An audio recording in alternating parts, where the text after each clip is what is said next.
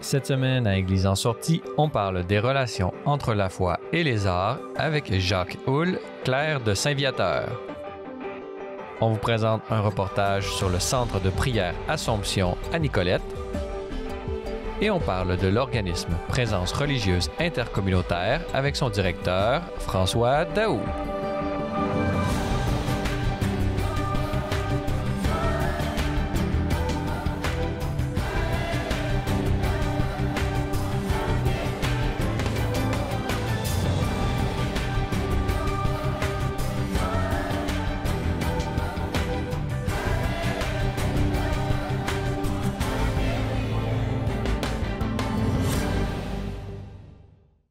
Bonjour mesdames et messieurs et bienvenue à Église en sortie. Aujourd'hui à l'émission, nous allons d'abord traiter d'art liturgique et pour nous en parler, nous avons avec nous en studio Père Jacques Houle. Bonjour. Bonjour. Père Jacques Houle, vous êtes clerc de Saint-Viateur et vous êtes un artiste avec une réputation vraiment qui n'est plus à faire, spécialement dans l'art liturgique et justement c'est de ce sujet que j'aimerais qu'on traite ensemble. Mais parlez-nous un peu d'abord de votre parcours à la fois de religieux et d'artiste.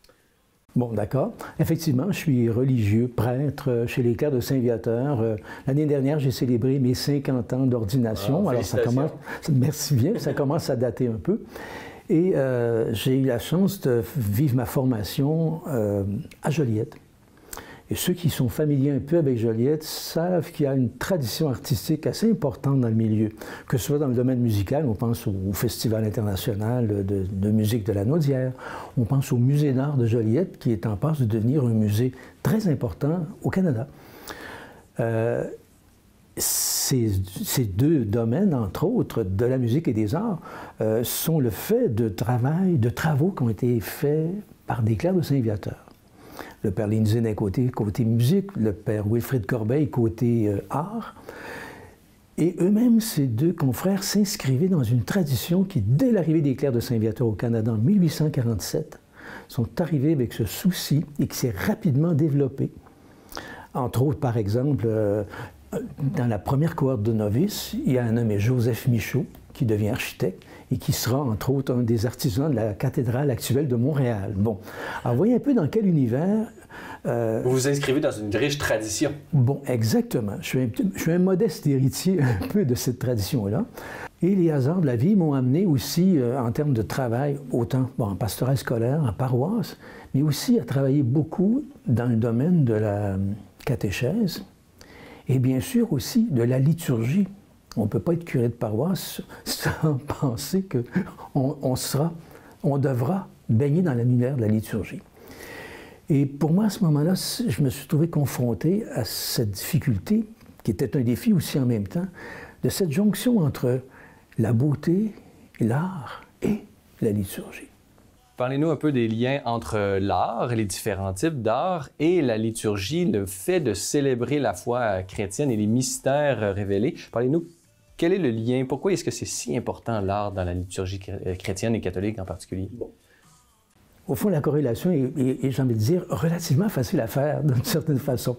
Quand si on parle de liturgie, bon, qu'est-ce qui se passe? On a de la proclamation de la parole et on pose des gestes symboliques, dans le fond. Vous voyez dans quel univers on entre? Dans l'univers de la proclamation, de l'audition, dans le domaine aussi en même temps de gestes symboliques qui sont posés.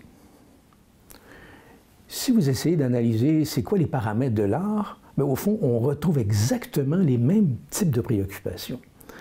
Et c'est très... Puis, une des façons de comprendre aussi en même temps, c'est peut-être à contrario. Si des préoccupations de beauté, si ces préoccupations-là sont absentes dans le domaine d'un geste symbolique qu'on veut poser, il tombe à plat. Qu'est-ce qui fait qu'au contraire, un geste symbolique qui est posé, que ce soit dans la liturgie ou peu importe le domaine, mais particulièrement en liturgie, si ce geste-là a un impact, s'il est porteur d'une charge émotive, si on sent qu'il s'est passé quelque chose, inévitablement, on va dire, mais est-ce que ce geste était beau? Il m'a parlé. Alors, vous voyez comment?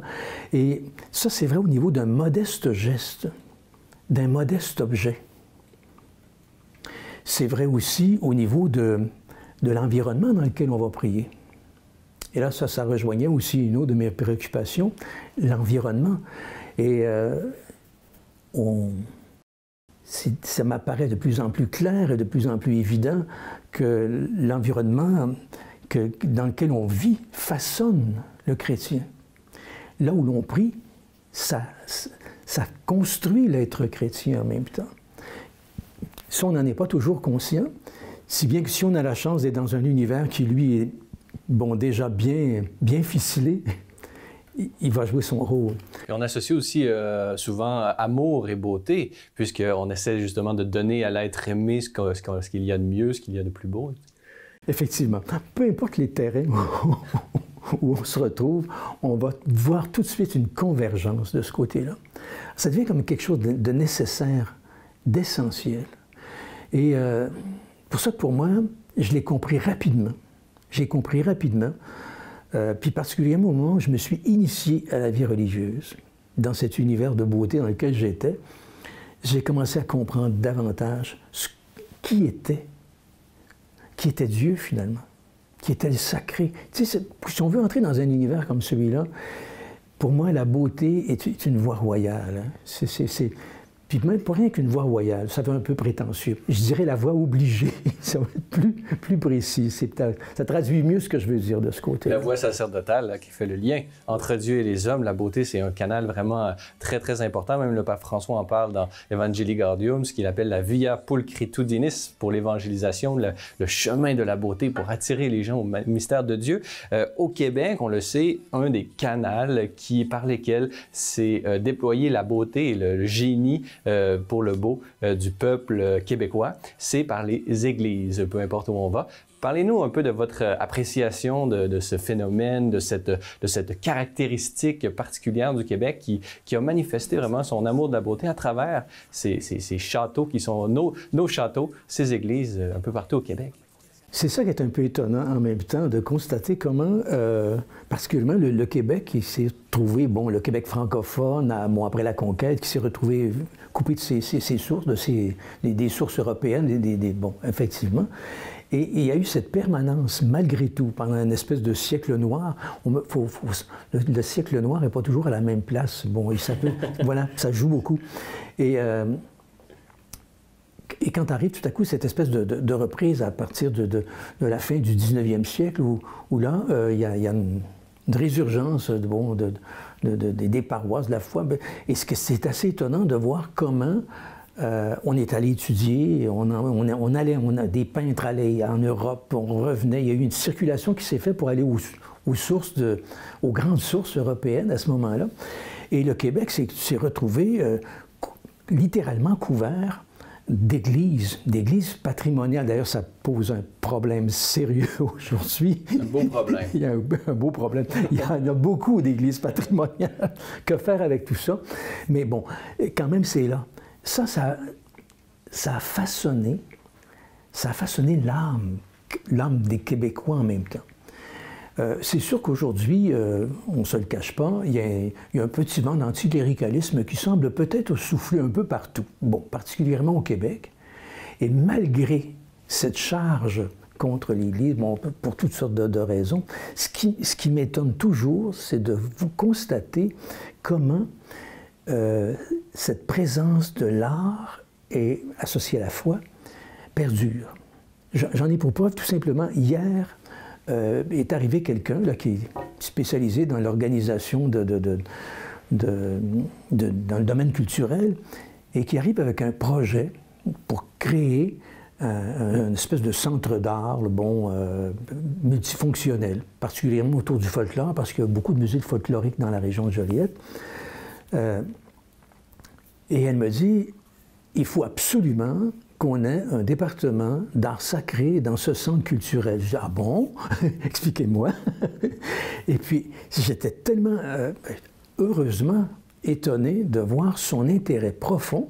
On ne peut pas dire que c'est quelqu'un là, qui c'était sa tasse de thé, là, mais savait très bien qu'objectivement parlant, ça fait partie d'une des valeurs profondes qui ont façonné le Québec contemporain. Il est là. Il témoigne de la crédibilité également qu'on peut donner à l'Église, qui est justement dans une époque où, est-ce que vous l'avez mentionné, il est parfois difficile pour l'Église de se faire entendre par la beauté, par l'héritage qu'elle laisse toujours. Elle peut justement avoir une place.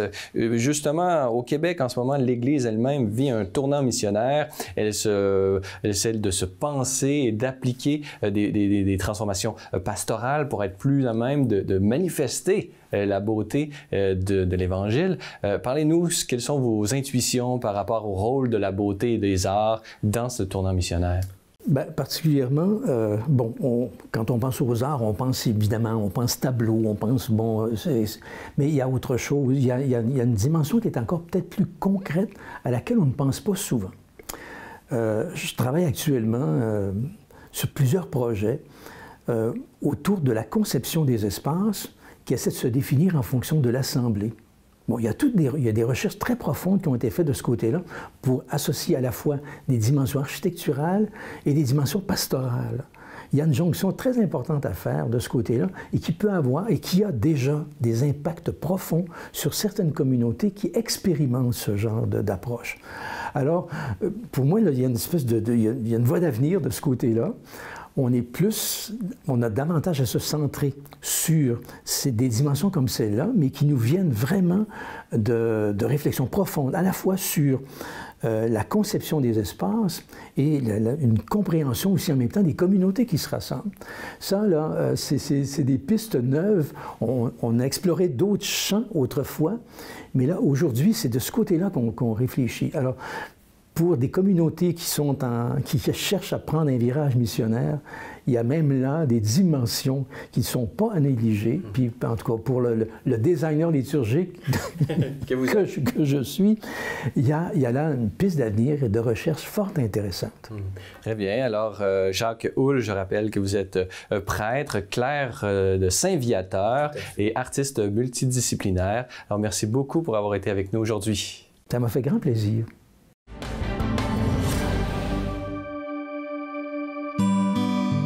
Ici, on est à la maison Sainte-Thérèse. C'est une maison qui a été construite par les Pères Carmes et c'est leur premier monastère au Canada. Et lorsqu'ils ont quitté, la communauté a fait l'acquisition de cette maison. Alors, le 8 septembre 1971, ça va faire bientôt 50 ans, en 71, que le centre de prière est ouvert. Les laïcs viennent pour vivre un temps de repos, dans le silence, dans la belle nature, se ressourcer, prier pour les personnes qui le désirent, parce qu'on offre, bien sûr, la liturgie des heures. Pas comme une communauté contemplative 7 fois le jour, mais le matin avec la communauté des sœurs, de l'autre côté, et l'autre, prière du milieu du jour qu'on fait ici, et les vêpres. Mais les personnes, ce qu'on veut, c'est qu'elles soient très, très libres. On les respecte dans leur rythme. Si elles désirent venir au temps de prière, elles sont les bienvenues.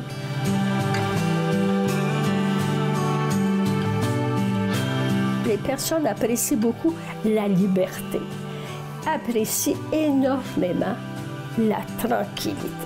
Parce que l'équipe ici, on essaie de faire attention aussi au silence, d'être solidaire de ce que les personnes vivent. On prend les repas en silence. Il y a beaucoup d'accueil de la part de mes compagnes aussi. Écoute beaucoup. Moi, les personnes viennent au bureau, puis souvent, elles me racontent leur vie. Parfois, elles demandent un suivi, mais parfois, c'est ponctuel. Alors, il y a des personnes qui donnent leur nom pour être à l'écoute.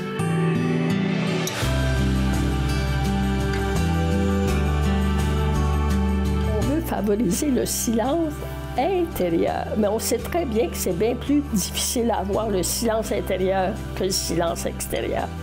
Alors, c'est toute une démarche d'intériorisation que les personnes vivent.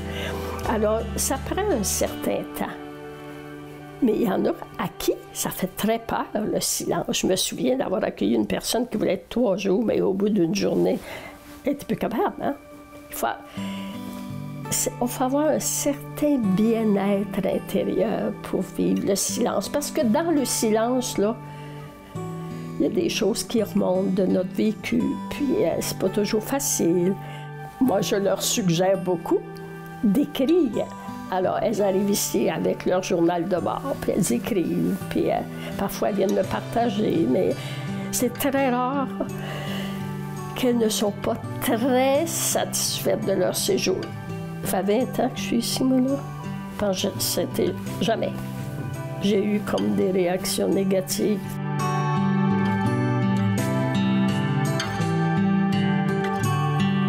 Moi, ce que je réalise, c'est que les gens sont fatigués, sont stressés. Et Jésus, il avait perçu ça chez ses apôtres. Moi, j'adore ça, ce petit passage-là. Puis il leur dit, là, on va aller se reposer un peu. Ouais. Puis il s'est mis à l'écoute aussi de ce qu'ils avaient vécu dans leur mission. Qu'est-ce que Jésus-Christ a dit? Parfois, on peut en parler. Parfois, on n'aborde pas cette question-là. Mais ils savent très bien qu'ils sont dans une communauté religieuse, dans un centre de prière. Je me souviens d'une dame que j'avais accueillie une fois et qui me dit « Moi, je ne suis jamais entrée dans une église. Jamais. Parce que ses parents n'allaient pas à l'église. » Bon, c'est souvent aussi la réalité d'aujourd'hui, ça, hein? J'ai dit « Est-ce que tu aurais le goût de connaître Jésus? » Elle me dit « Oui. » Comme disait le pape Jean-Paul II, tu n'imposes pas Jésus-Christ, tu le proposes. Alors, quand l'occasion m'est donnée, je le propose. J'ose espérer que le centre de silence, qui répond à un besoin tellement actuel, venez à l'écart et reposez-vous un peu, nous dit Jésus. Vous ressentez ce besoin? Laissez-vous attirer dans le silence.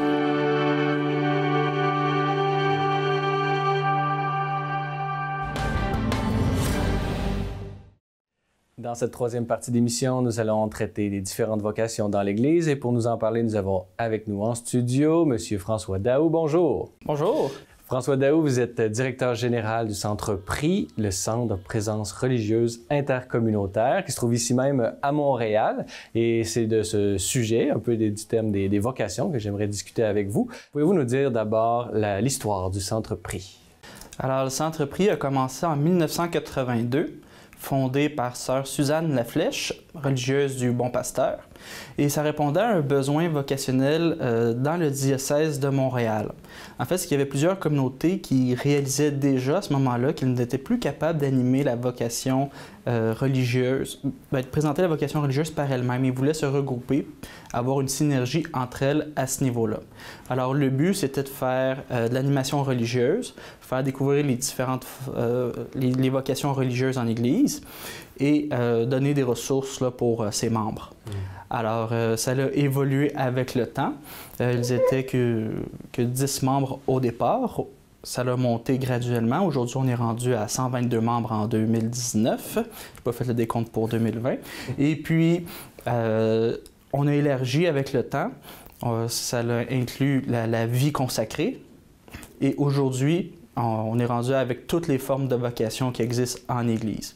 Donc, la vie religieuse qui se détaille aussi comme monastique, contemplative ou apostolique, donc par les œuvres. Il y a également les membres des instituts séculiers, les associations de fidèles, donc les nouvelles communautés.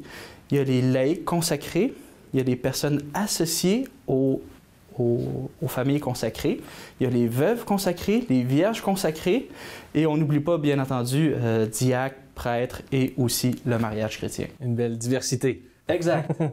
Alors, parlez-nous un peu là, de cette mission que vous avez parlé, dont vous avez... Comment elle se déploie un peu à travers vos activités? Est-ce que c'est des ressources, des retraites? Là, comment est-ce que ça se déploie, cette mission?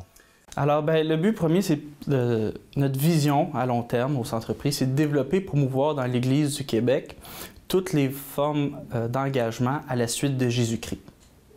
parce qu'on sait aujourd'hui, ça peut être des fois un peu plus difficile de dire qu'on veut s'engager pour toute sa vie, mais des fois on peut prendre des engagements à plus court terme, donc on veut être vraiment inclusif, inclure toutes les formes de vocation, toutes les manières de suivre Jésus-Christ aujourd'hui. Et présentement, on est surtout axé en proposant des ressources auprès des intervenants qui agissent au niveau des personnes qui sont en quête vocationnelle, qui cherchent un sens à leur vie. À quoi est-ce que Dieu m'appelle? Nous autres, c'est pas qu'est-ce que je veux faire dans la vie, mais qu'est-ce que je veux être dans la vie qui est le plus important pour nous. Et donc, on offre principalement des ressources par notre site Internet. On présente les différentes formes de vocation. On présente des témoignages, des ressources. On présente également les activités de nos membres ou tout ce qui est en lien avec le discernement et les vocations. On présente aussi des activités que nous autres, on propose, principalement nos journées de ressourcement que nous offrons une fois ou deux par année. Donc, la prochaine va avoir lieu là, au printemps. Et puis, on souligne les grandes journées qui sont en lien avec les vocations dans l'année. On vient de souligner la Journée mondiale de la vie consacrée le 2 février. Donc, on a produit du matériel en lien avec ça. Une icône, une prière. On a distribué du matériel pour que les paroisses, les communautés puissent les utiliser et qu'on puisse dire merci aux membres de la vie consacrée.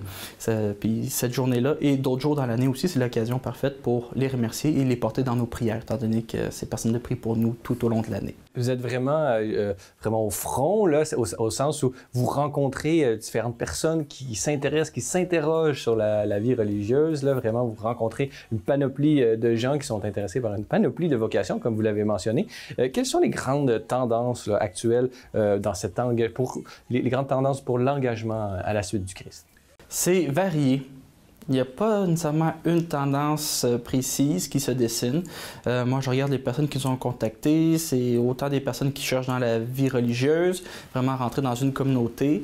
Il y en a une qui m'est venue avec la question, mais est-ce que je pourrais rentrer comme dans une communauté, mais vivre chez moi? Ah, ben, je dis, ben ça, c'est membre d'institut séculier. J'ai même une demande pour veuve consacrée, puis ça, on était mal parti. Même nous autres, au Centre Prix, on n'avait pas vraiment de ressources pour eux. C'est qu'il a fallu que je travaille, que j'en cherche, puis que là, je propose ça maintenant. Donc, c'est assez varié. Il n'y a pas de tendance lourde, mais c'est vraiment des parcours individuels.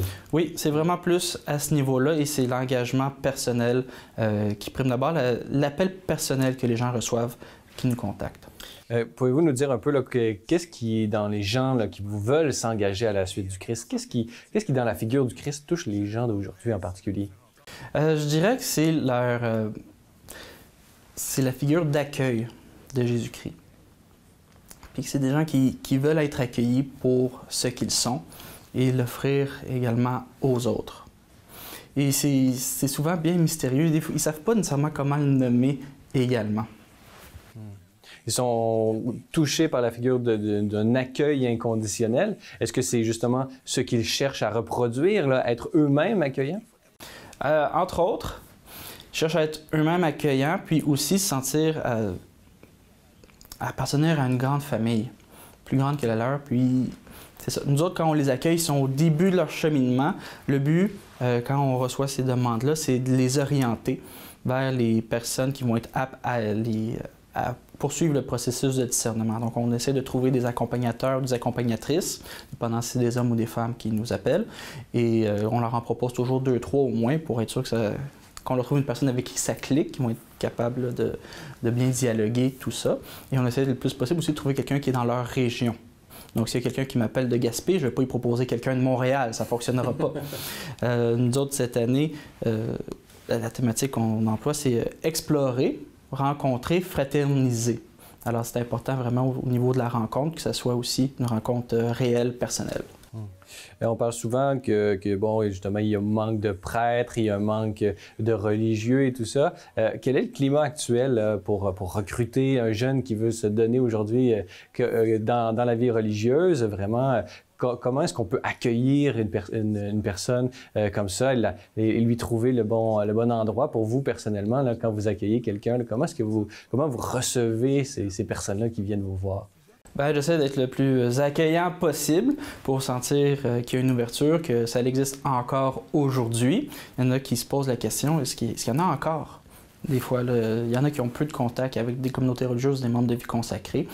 Et ensuite, à ce niveau-là, c'est pour aider à trouver la bonne personne. Je l'interroge, je lui demande bon, mais comment est-ce qu'elle a ressenti l'appel, qu'est-ce qu'elle cherche actuellement, parce qu'il faut partir de ses besoins.